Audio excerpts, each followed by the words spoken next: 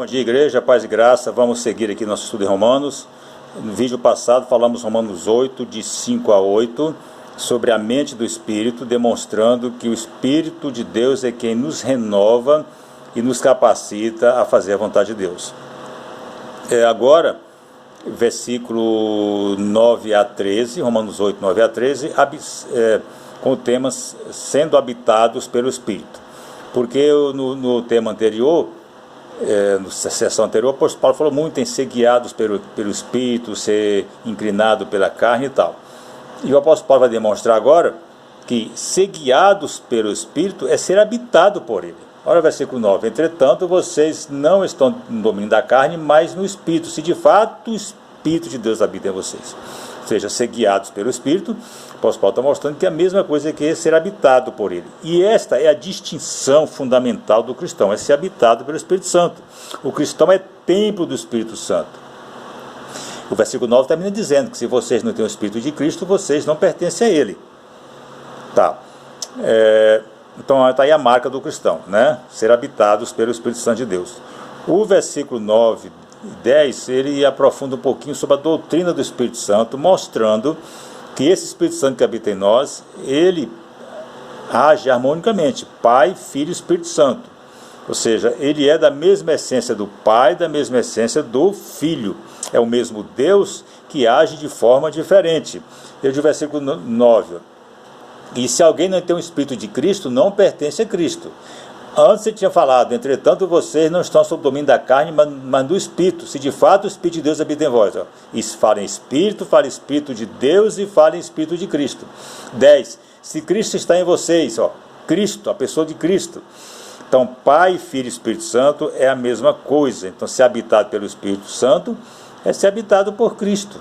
É ser habitado pelo Espírito de Deus. Não muda nada. Tá. Quando estudamos o livro Deus Esquecido, o Deus Esquecido, nós estudamos acho que ano passado na igreja, não chegamos a estudar todo devido a alguns problemas, mas esse tema, o Deus Esquecido, não estou falando do conteúdo em si, que nem estudamos todo, não estou fazendo crítica, mas o tema, o Deus Esquecido, assim que eu ouvi esse tema, eu fiquei perguntando, está dizendo que o Espírito Santo está esquecido? Mas se o Espírito Santo está esquecido, Cristo está esquecido, Deus está esquecido, está todo mundo esquecido. Essa foi a interrogação que ficou em minha mente sobre isso, mas nem estudamos ainda o livro todo e não estou criticando, estou só fazendo essa colocação que eu fiz assim que eu vi o tema Deus Esquecido se referindo ao Espírito Santo, porque para mim está tudo esquecido, está Pai, Filho e Espírito Santo, tudo esquecido.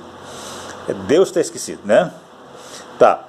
E o versículo 10 e 11, ele fala sobre as consequências de ser habitado sobre o Espírito Santo. Quais as consequências? Mas se Cristo está em vocês, o corpo está morto por causa do pecado, mas o Espírito está vivo por causa da justiça. Se o Espírito daquele que ressuscitou Jesus Cristo dentre os mortos habita em vocês, aquele que ressuscitou Cristo dentre os mortos também dará vida a seus corpos mortais, por meio do Espírito que habita em vocês. Ou seja, ele está falando aqui que nós vamos morrer, o nosso corpo é mortal. E essa mortalidade foi adquirida, né, lá no Éden. Vamos morrer, estamos cada dia mais perto da morte.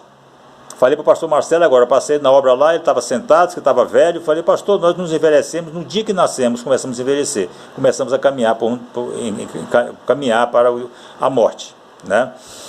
Então, mas o destino final do nosso corpo não é a sepultura, o destino final é a ressurreição, é estar com novos corpos, né, corpos ressurretos, glorificados na presença de Deus.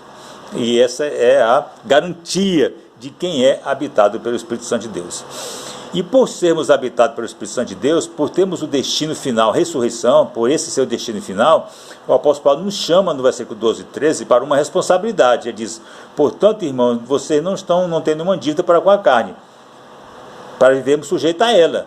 Ou seja, você não deve à carne, você não pode mais viver sujeito à carne.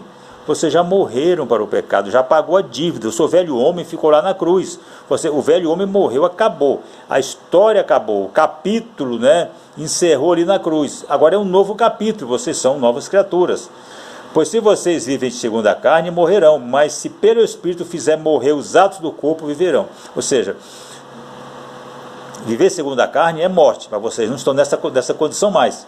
Mas se pelo Espírito Santo vocês fizerem morrer os atos da carne, viverão. Ou seja, o Espírito Santo, como já temos falado aqui, ele veio para nos capacitar a cumprir as exigências da lei. Portanto, o Evangelho é isso. O Evangelho é morte e vida. Evangelho significa morrer para o eu, morrer para o pecado, morrer para as suas inclinações, morrer para os seus interesses, para viver para Cristo. Como disse muito bem o Bonhoeffer, ele disse: Deus chama o homem para morrer. Este é o verdadeiro Evangelho, morte para viver. E no batismo, o apóstolo Paulo já falou isso, no batismo nós demonstramos que morremos para o pecado, para vivermos para uma vida nova com Cristo. Que Deus nos capacite a viver para Ele. Que todos tenhamos uma tarde abençoada.